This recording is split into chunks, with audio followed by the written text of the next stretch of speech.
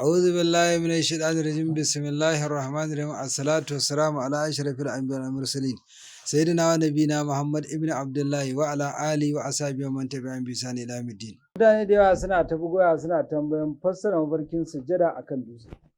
Ga abin da Shawar Gani Annabi ya fassara a cikin littafin sa Tadiru mujalladi na farko mujalladi na biyu babi na 10 babi da yake magana akan ta fassara mafarkin sallah da rukunanta.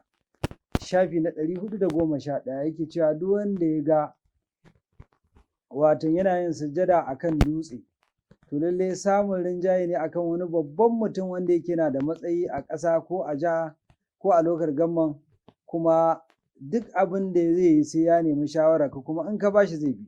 Sannan kuma mai yiwuwa kila akwai ɗaukaka da matsayi da mutum zai samu da kusanci a wajen Allah a wajen Allah subhanahu wataala. Allah shi ke da sani. Soyan annabi shakamalan awwal adali, masanin fasarar mafarki mai domin annabi.